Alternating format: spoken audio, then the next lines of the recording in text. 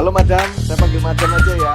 Boleh, bebas. Teman-teman semua, Madam, nama lengkapnya adalah Bu Margaret Srijaya, Womanpreneur Indonesia kita. Baik, teman-teman semua, sebelum kita mulai, Impactful Talk kali ini diprakarsai oleh GCI Java. GCI Java ini adalah organisasi kepemudaan PBB yang berisikan kurang lebih 250 anggota di bawah usia 40 tahun yang bergerak di berbagai macam usaha. Ada yang F&B, ada yang industrial, jasa, maupun perdagangan, dan sampai ke YouTuber. Jadi teman-teman semua, bagi teman-teman yang ingin menambah networking, ingin menambah jaringan sosial, teman-teman bisa mengikuti GCI Java, bisa follow IG-nya GCI Java, atau menjadi membernya GCI Java, dan teman-teman bisa mendapatkan ilmu-ilmu baru, ya, ilmu-ilmu baru, teman-teman baru, dengan misi bersama-sama kita bersatu, saling mengembangkan usaha kita, ya. Jadi teman-teman semua, ada yang pekerja, ada yang manajer, ada juga yang baru merintis usaha. Nggak semuanya sukses di GCI, tetapi semuanya mau sukses. Semuanya berjuang untuk bersama-sama untuk berhasil. Jadi teman-teman, kita gabung GCI Java,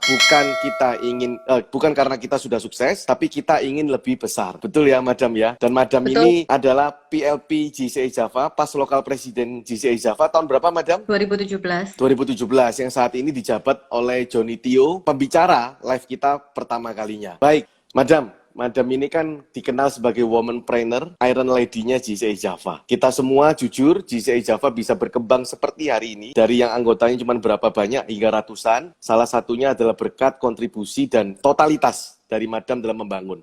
Dan saat ini saya melihat juga dan mengikuti, Madam lagi membangun founder dari womanpreneur.id di Instagram. Madam, ini ada Betul. apresiasi dari salah satu peserta, Caca Burgo, enak sekali, kemarin kaget beli ternyata buy one get one. Sampai kapan promonya, Madam, buy one get one-nya? Beli di kota kami ya mungkin lagi promo buy one get one. Jadi kita yang terbaru soalnya cabangnya kota kami itu memang ada promo untuk buy one get one. Itu kapan berdirinya, Madam, kalau Caca Burgo ini? Caca Burgo baru November, akhir November. Ya. Boleh cerita sedikit, Madam, karena ini banyak yang nanyakan Caca Burgo ini yang bahas, wah katanya enak buka puasa pakai Caca Burgo. Boleh cerita sedikit, Madam, kok bisa punya ide mendirikan Caca Burgo juga? Nah, kalau Caca Burgo memang kita karena melihat bahwa pangsanya pertama kali nasi-nasian itu sudah bosen. Jadinya kita inovasi apa ya? Lucu juga kalau kita bikin nih bubur goreng. Jadi kita karena memang saya partneran khusus untuk lini F&B, saya mempunyai partner itu mix, laki-laki dan perempuan, dan ada yang lebih muda. Berbeda dengan bisnis saya yang lain, karena F&B kan lebih dinamis ya, kita harus mengikuti perkembangan zaman. Nah, lalu kita trial itu bubur goreng, kita menemukan suatu komposisi di mana itu udah pas, cocok dengan, kita trial lumayan lama, 6 bulan untuk menemukan komposisi itu. Lalu kita beri sentuhan menu yang kekinian, salted egg. Nah, kebetulan itu menu salted egg ternyata juga favorit di Caca Burgo. Hari ini kita sudah punya 16 franchise untuk Caca Burgo, Bro Budiono. 16 franchise? Oke. Iya. Itu tersebar sampai di Jawa saja atau sudah sampai luar pulau? Sudah di Makassar, Palembang, dan Kalimantan yang di luar pulau. Termasuk cepat sekali ya, Madam ya? Ya, jadi kalau bicara bisnis franchise, franchise itu adalah bisnis untuk kita sendiri, tetapi kita tidak sendirian. Prinsipnya itu. Kenapa kok kita banyak orang memilih bisnis franchise? Karena tentunya itu success rate-nya lebih tinggi dibandingkan dengan bisnis lain, mereka mulai dari nol. Karena apa? Karena sistemnya sudah ada, karena brandingnya juga dibantu, lalu tidak usah trial dan error tentang produk atau manajemen, kita dari franchise pusat akan membantu. Nah, jadi menarik buat para teman-teman entrepreneur yang mau berusaha tetapi mau skip jalur trial dan error, bisa menggunakan modul bisnis yang franchise. Begitu.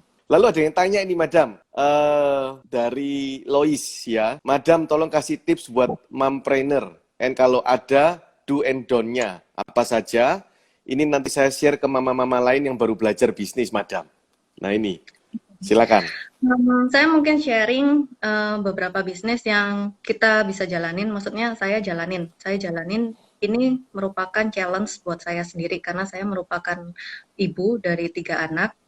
Yang pertama mungkin tantangannya ya, terutama berbisnis di di industri yang bukan bidangnya perempuan. Mungkin ada mompreneur yang juga mau tertarik, tadinya mungkin dapat tawaran untuk masuk ke industri atau bekerja di industri yang tidak wajar, tapi percaya itu menurut saya justru peluang. Jadi semua bisnis saya, kecuali F&B, semuanya partner saya laki-laki. Dan tidak ada yang lebih muda dari umur 45 tahun. Malah ada partner saya yang umurnya 65 tahun. Misalnya saya ambil contoh untuk salah satu bisnis saya di bidang aviasi. Aviasi yang kami dirikan tahun 2016. Di seluruh vendor pun saya mengalami, setiap kali kita meeting itu mungkin ada 70-80 orang. Leader perempuannya itu hanya 3 maksimal. Itu pun 2 senior. Di ruangan itu mungkin yang umurnya 33 pada saat itu itu nggak ada. Paling muda itu juga umur 42, umur 43. Saya ingat betul, tahun 2016 itu saya masuk ruangan rapat, itu saya dibilang, kenapa ada anak kecil ya meeting di ruangan ini ya? Saya ingat betul itu. Jadi, cuman saya bilangnya simpel, saya mau belajar Pak, gitu.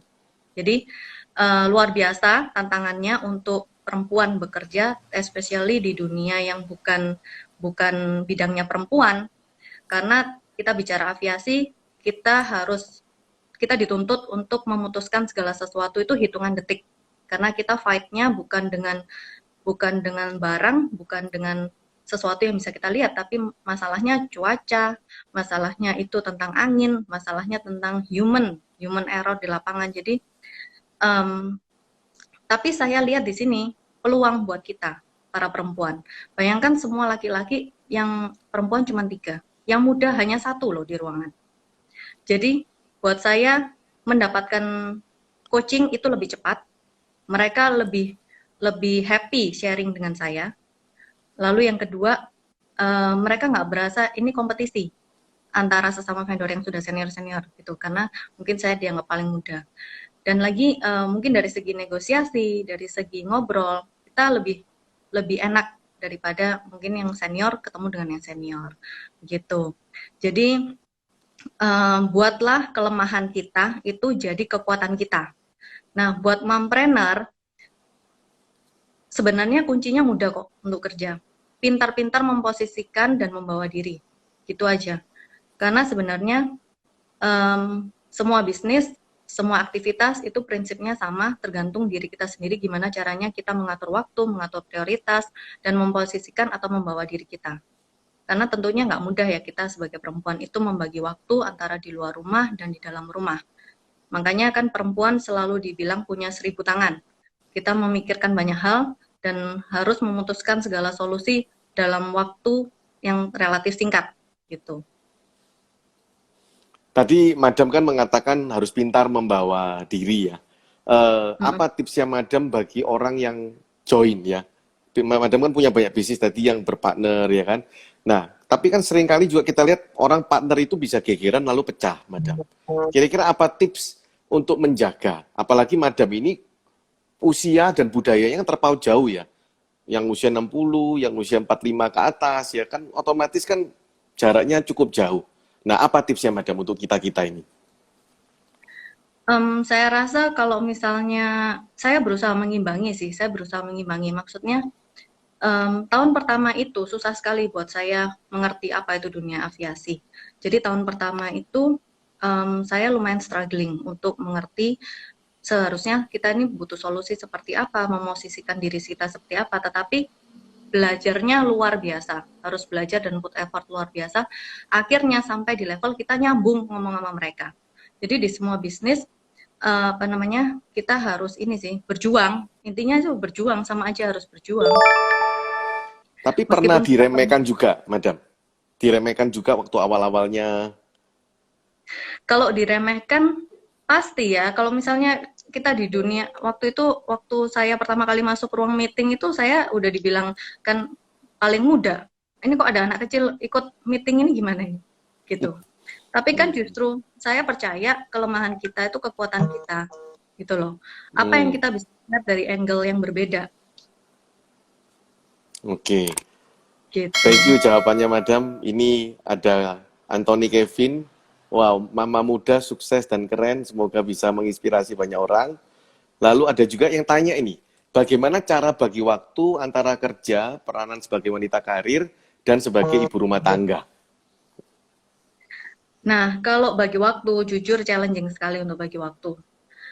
Mungkin apa namanya yang bisa saya bilang hanya skala prioritas. Prioritas hari ini itu kita lihat untuk keluarga kita apa yang harus diprioritaskan. Maksudnya dari segi mungkin anak-anak hari ini ada apa yang harus saya prioritaskan sehingga harus meninggalkan yang lain. Tapi intinya balik lagi kepada kerjasama terutama dengan pasangan ya untuk bisa balancing dan membantu kita, support kita.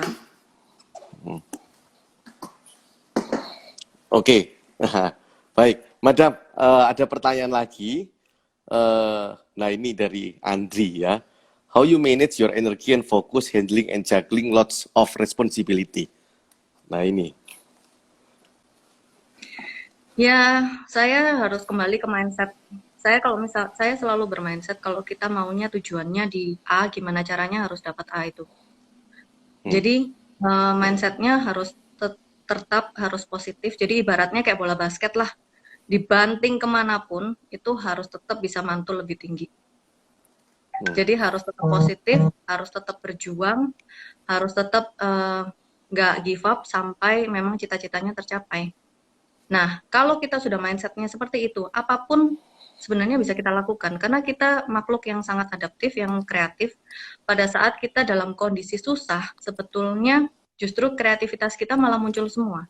Nah, saya percaya dalam pengaturan waktu, dalam juggling dengan bisnis-bisnis itu, pasti itu semuanya otomatis akan bisa termanage kok. Gitu. Yang penting masuk dulu, yang penting eksekusi dulu, jalanin dulu. Nggak usah terlalu banyak teori kalau saya bilang. Jadi langsung eksekusi yang penting ya, jangan banyak ide-ide. Ini ada yang bilang no action, talk only. Nah, ini Madam dibilang, Madam ini bukan no action, bukan talk only. Wah, ini all action and talk also. Wah, ini ya, ini Nabet Caca Burgo ini ya, karena puji-muji terus ini ya. Ini Anthony Kevin juga fansnya Madam ini ya, kasih jempolnya berkali-kali. Oke, lalu kemudian Madam, saya ingin lebih tahu kembali ke awal tadi, bisnisnya Madam ini boleh tahu apa saja selain Caca Burgo, bangun womanpreneur, lalu apa lagi Madam? Jadi saya mempunyai lini bisnis di 3 bidang. Yang pertama property and hospitality, yang kedua di bidang aviasi, yang ketiga di F&B. Gitu. Kalau property hospitality itu menghandle hotel ya Madam ya? Ya, kita ada hotel, seharusnya tahun ini kita punya project properti, tapi karena kondisinya seperti ini, jadi kita pending. Nanti kita lihatlah kondisi properti supaya membaik, baru kita mulai eksekusi. Kalau ngomong properti, mata saya berubah, Madam ya. Ya, saya tahu dong. Prioritinya kita ada di Budiono Lee. Amin, amin, amin, amin. Madam ini banyak rezeki ya, karena murah hati. Saya juga dapat Caca Burgo nanti. Oke, terus kalau yang di aviasi ya tadi ya? Ya. Itu bergerak di bidang apa? Persewaan? Kita persewaan dan trading. Jadi memang kita corporate khusus untuk mining, lalu untuk pembangunan seperti angkut tower telekomunikasi gitu. Kita lalu yang ketiga itu untuk karhutla. Jadi untuk kebakaran hutan di Indonesia itu kita lakukan service waterbombing. Semuanya dari luar negeri, maksudnya karena skillnya tertentu ya untuk melakukan itu. Jadi mostly dari Rusia, Moldova, Ukraine, dan Australia untuk orang-orang timnya kita. Lalu ini ada tanya lagi dari Riko, bagaimana mengatasi stigma budaya di Indonesia sehingga budaya patrilinealisme agar dapat mendorong tumbuhnya womanpreneur? Nah, sebetulnya sih sekarang kita sudah sangat terbantu dengan adanya berbagai kemudahan di Indonesia juga, di luar negeri juga, kesetaraan gender juga semua di-announce di mana-mana. Ada 14 juta UMKM yang dihandle oleh perempuan di Indonesia tahun 2019. Nah, saya rasa sih dengan berkembangnya teknologi, dengan kemajuan zaman, semuanya juga akan terbukti secara sendirinya. Nah, bagian saya adalah membantu dari segi empower perempuan dari segi yang saya miliki, yaitu di womanpreneur.id. Tidak menutup kemungkinan kita juga akan launch beberapa project yang harusnya tahun ini, tapi memang kita pending. itu adalah salah satu bagian buat kita take action supaya perempuan semakin diakui. Kan Jack Ma juga bilang, dia sekarang ada 47% semuanya perempuan di Alibaba. Lalu top seniornya ada 33% semuanya perempuan. Saya rasa perempuan-perempuan ke depannya akan banyak womanpreneur, perempuan leader di segala sektor. Gitu. Targetnya menciptakan berapa banyak womanpreneur, Madam? Kalau target sih saya nggak muluk-muluk ya, tapi intinya sebanyak yang kita bisa buka matanya, kita bisa gerakkan untuk masing-masing bisa berdaya guna ekonomi dan mandiri secara finansial. Karena saya sebetulnya tergerak itu sejak adanya Walk for Autism-nya GCI Java. Jadi Walk for Autism itu waktu itu yang pertama saya ikutin waktu Felix jadi local presiden. Saya melihat bahwa 70% loh, 70% ibu-ibu anak berkebutuhan khusus itu tidak bekerja, susah bekerja, ataupun single parent. Jadi luar biasa struggle-nya perempuan ya. Jadi kalau kita bisa menggerakkan mereka aja untuk at least mereka bisa mandiri secara finansial, itu luar biasa. Gitu. Thank you Madam penjelasannya. Kalau boleh tahu Madam, followernya Womanpreneur ini kapan dibentuk dan sekarang jumlahnya berapa Madam followernya? Kalau boleh tahu. Kita mulai dari akhir tahun 2018, kita mulai dari nol. Hari ini kita punya 254.000 follower di Womanpreneur. Kok bisa sampai cepat seperti itu Madam? Caranya gimana? Kok follower kuncinya Instagramnya bisa? Karena timnya mengerti perempuan. Itu kuncinya. Kita tahu apa yang kita rasakan dan itu yang kita announce di platform kita. Madam ini sebagai foundernya ya? Iya, foundernya womanpreneur.id. Lalu timnya ada berapa orang, Madam? Timnya cuma sedikit, ada cuma 5 orang. Ada 2 laki-laki, 3 perempuan. Oh, ada laki-lakinya juga ya? Oke. Ada laki-laki. Wah, keren. Ini ada juga yang nyampaikan, benar katanya Madam tadi, pinter-pinter membawa diri sampai orang melihat otak dan kemampuan kita. Over kenyataan kita as cewek, ya. Lalu juga ada yang mengatakan, gimana tipsnya tetap awet muda meskipun schedule-nya padat. Nah ini. Saya kalau dunia kecantikan terus terang saya nggak punya tips karena saya merasa saya bukan expert di bidang itu, Bro Budiono. Oke. Lalu tanya, mentornya Madam ini siapa? Mentor utama pastinya suami dan ayah saya, karena mereka yang paling mengerti jalan pikiran saya, dan mereka yang saya rasa paling pure ya dalam ngajarin kita ya, dalam mengarahkan kita arahnya mau kemana, dalam memberi masukan. Tentunya dari kecil saya admire ke ayah saya, luar biasa, karena saya tahu perjuangannya. Jadi, tapi banyak juga teman-teman pebisnis yang juga saya sering ajak sharing, saya ajak diskusi untuk gimana caranya kita saling bisa bersolusi untuk pekerjaan kita masing-masing. Oke, kita ke pertanyaan berikutnya. Bagaimana cara Madam menyeimbangkan antara feeling dan logik dalam mengambil keputusan di bisnis aviasi Madam yang didominasi laki-laki secara logik? Laki-laki ini kan rata-rata pakai logika. Ya, sebenarnya saya orangnya karena sangat straight to the point ya. Maksudnya saya banyak hal kenapa kok saya memilih untuk berpartner dengan laki-laki, karena sebenarnya saya cocok dengan gaya itu. Saya cocok untuk berdiskusi dengan pakai logika, tetapi memang untuk beberapa hal kita tidak bisa dipungkiri perempuan karena empatinya sangat tinggi. Jadi kita akan terbagi untuk kondisi tertentu. Tetapi kembali lagi tergantung kasusnya, tergantung case-nya, apakah mana yang harus diprioritaskan, baru kita pakai. Atau baru kita prioritaskan antara logik dan hati, gitu. Tapi sebenarnya kalau memang saya lebih cocok untuk berdiskusi biasanya dengan para partner yang laki-laki dan yang lebih dewasa, gitu, Bro Budi. Oke, Madam kalau boleh tahu, Madam kan punya penghasilan sendiri, suami juga punya penghasilan sendiri. Bagaimana Madam mengatur memilah-milah keuangan keluarga? Siapa Waduh, yang ini luar biasa boleh tahu nggak? pertanyaannya. Iya. Oke, kalau kita sama-sama. Jadi secara dapur keluarga kita sama-sama. Nggak ada, saya nggak memilahkan untuk apa namanya, ini punya saya sendiri, ini punya suami sendiri. Nggak, kita sama-sama tahu, kita sama-sama mengelola dengan sama-sama gitu. Jadi uang itu semua masuk satu keranjang sudah kita pakai bareng-bareng gitu ya, Madam. Itu.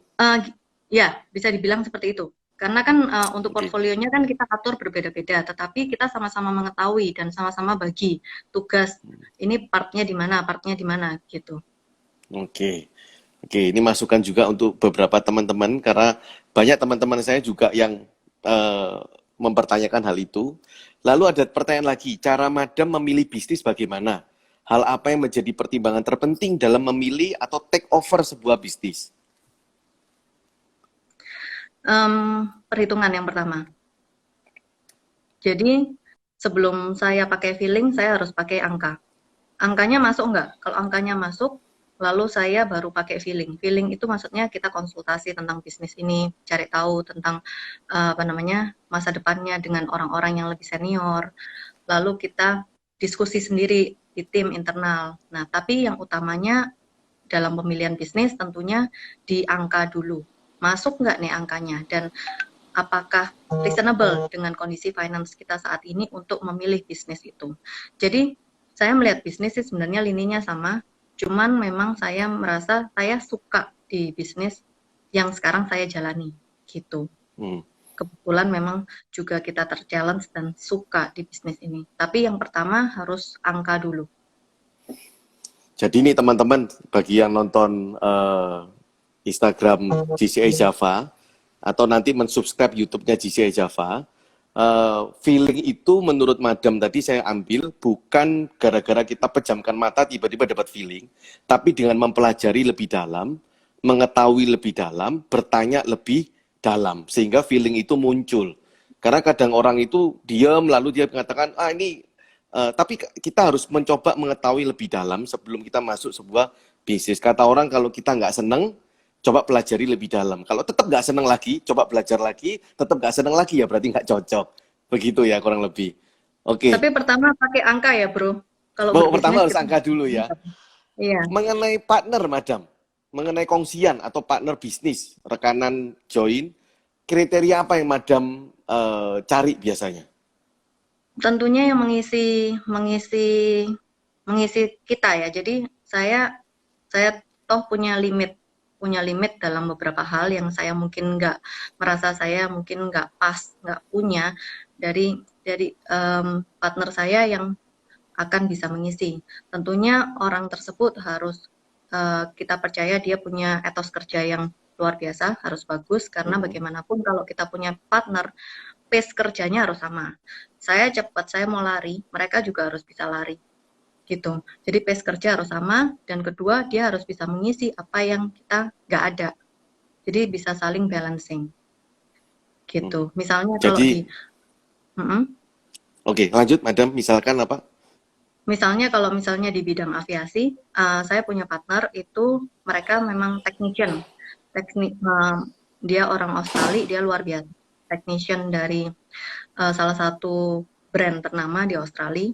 Jadi dia yang memang saya percaya untuk handle semuanya untuk operational atau teknisinya gitu. Nah itu kan bidang yang saya sebenarnya nggak mungkin bisa kejar karena kan itu membutuhkan durasi waktu yang luar biasa panjang untuk punya jam terbang sebagai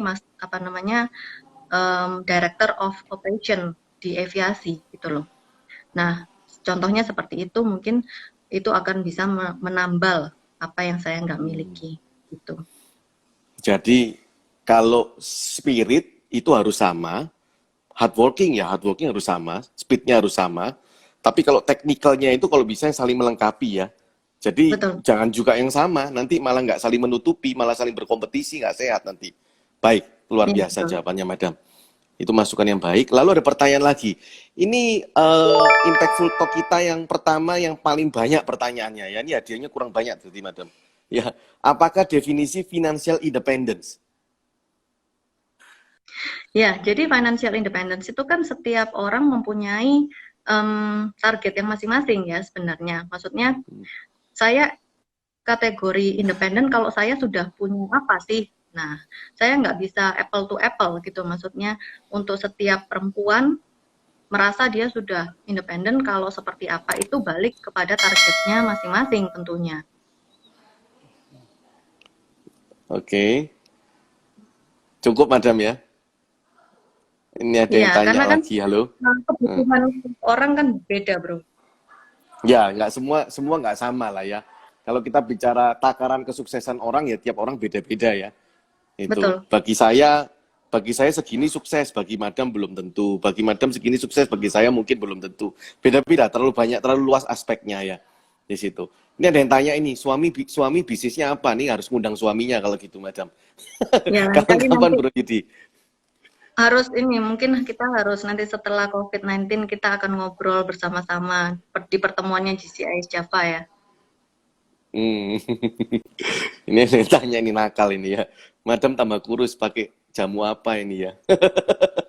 Rahasianya apa? Lalu Madam pakai jamu apa supaya menyimbangkan logika dan perasaan? Menyimbangkan logika dan Bro, perasaan. Oke. Target pensiun muda umur berapa, Madam? aduh, target pensiun ya. Kalau ditanya target pensiun, saya belum tahu mau berapa. Saya maksudnya mau bekerja dan belajar sepanjang saya masih mampu gitu. Karena banyak banyak orang kan lebih cepat pensiun malah banyak penyakit, malah banyak lupa. Jadi saya merasa sih saya pingin kalau bisa sih tetap bisa beraktivitas sampai semampunya saya. Hmm. Tapi bukan karena dikejar oleh kebutuhan atau keterpaksaan ya, Madam. Itu karena kita happy ya melakukan itu sebenarnya. Kita suka melakukan itu. Oke, yang paling penting dasarnya itu suka dulu berarti ya. Passionnya ada. Madam, prospek setelah COVID ini kira-kira bisnis apa yang paling bagus? Atau yang Madam ingin jalankan? Kalau saya melihat yang paling akan banyak dimasuki oleh para pengusaha itu tentu saja di healthcare sama education, karena itu membuka mata kita semuanya bahwa kita ini nggak siap nih Indonesia. Jadi saya sudah banyak mendengar teman-teman pengusaha itu yang akan masuk ke health dan education industry. Lalu yang berikutnya yang mungkin mudah dikejar dan mudah untuk bounce back itu F&B, kuliner, makanan, daily needs. Nah, lalu berikutnya mungkin kreatif industri, karena kan Indonesia sedang dalam kondisi surplus usia produktif dan kita sekarang lagi digencarkan untuk kreatif industrinya luar biasa, sehingga mungkin dalam waktu ke depan kreatif industri ini menjadi kekuatan buat Indonesia. Nah, yang terpenting adalah setiap pengusaha saya rasa harus tahu bagaimana cara berpikir dan kemauannya wanita. Karena apa? Karena kita kan demografinya surplus usia produktif. Nah, dalam 5 tahun, 10 tahun, semuanya itu tentang keluarga muda. Semuanya tentang keluarga muda. Pengambil keputusan utama dalam keluarga muda adalah ibu. Maksudnya keputusan dalam spending ya. Suaminya hari ini makan apa, anaknya minum vitamin apa, beli baju seperti apa, semuanya ibu. Jadi pintar-pintarlah untuk mengerti wanita. Untuk para pengusaha yang sedang berpikir strategi untuk perusahaannya harus memikirkan tentang perempuan. Betul. Perempuan paling banyak jumlahnya, lalu memegang peranan penting dalam keputusan di keluarga. Ini sudah emansipasi wanita memang sudah berhasil ya. Oke. Keputusan Lalu dalam ada spending, keputusan dalam ya, spending. Nanti saya diproses oleh suami-suami. tapi saya sendiri juga sama kok. Ya, rumah contoh bangun ya kan, ya terserah semua istri ya kan. Lalu sekolah anak ya istri, dokternya kemana ya istri, semuanya investasi kemana uangnya ya dia yang memutuskan. Lalu ada yang tanya lagi, Madam. Wah, waktu kita sudah hampir habis. What legacy would you like to leave what value is important to you? Dari Andre Anwarsia, ya. Gimana Oke, bro? silakan Tolong. Madam. Oke, what legacy would you like to leave? What value is important to you? Oke, jadi saya pingin orang itu melihat saya itu gini. Saya salah satunya yang saya tuju untuk membuat womanpreneur.id adalah kita bisa membawa dampak positif buat hidupnya orang lain. Dengan menggerakkan mereka aja untuk berbuat lebih, itu bisa merubah hidup mereka. Jadinya saya ingin berdampak, bisa berdaya guna lah untuk orang lain, berdampak positif untuk hidupnya orang lain. Jadi value yang paling penting adalah menjadi arti dan menjadi manfaat untuk orang lain ya, Madam ya. Ya memang betul sih, itu sebenarnya arti kesuksesannya sebenarnya ya. Kalau kita kaya-kaya sendirian juga ngapain? Ini mungkin juga salah satu dasar kenapa Madam bisnisnya juga berbagi, memfranchise-kan ya kan, supaya teman-teman juga bisa memiliki cara untuk berhasil dengan cepat. Madam, kalau mau franchise Caca Burgo, hubungi mana Madam? Bisa DM langsung di Instagramnya Caca Burgo. Oh, Caca Burgo, oke. Proposalnya. Lalu ada juga Gempiku ya Madam ya, bisnisnya ya? Ya, Gempiku kebetulan saya kolaborasi dengan Bro Joni Tio juga Dea Lubis. Kita bertiga bekerja sama dengan Giselle juga untuk mendirikan oleh-oleh Surabaya, salah satu ikon yang kita harapkan bisa menjadi ikon di Surabaya dengan produk almond crispy dan spiku. Gitu. Wow. Tempatnya ada di ada. Lalu kalau ada di mana lagi? Kita ada 7 poin. Ada di Tunjungan, ada di kota kami juga di Majen, lalu ada di Jiwok di Citraland, ada di Pasar Atum, ada di Mirota, ada di Panji dekatnya Ubaya. Oke. Mungkin teman-teman yang mau tahu kota kami di Majen itu letaknya di dekat Bundaran Satelit ya. Lalu di dekatnya Taman Makam Pahlawan, betul ya Madam ya? Sebelahnya ya. Ruko Rich Palace ya. Sebelahnya Ruko Rich Palace juga ya. Oke, jadi di ujung-ujungnya dekatnya pintu masuk tol Satelit teman-teman. Jadi kalau mau ke sana, mau beli Gempiku, Anda bisa hubungi atau bisa langsung ke sana atau di Jalan Tunjungan juga ada. Nah ini mungkin pertanyaan terakhir Madam, what is your aspiration in life? Dari Suryadi. Ya sebetulnya udah saya jawab ya. Kalau inspirasi saya ngelihat dari role model saya, inspirasi saya ayah saya dan suami saya, karena bagaimana mereka berjuang untuk masing-masing ya, masing-masing tentunya punya kondisi yang berbeda sebelumnya. Jadi saya melihat role modelnya adalah mereka. Gimana caranya saya juga menjadi penopang dan support untuk mereka. Madam, ini waktunya sudah kita hampir habis.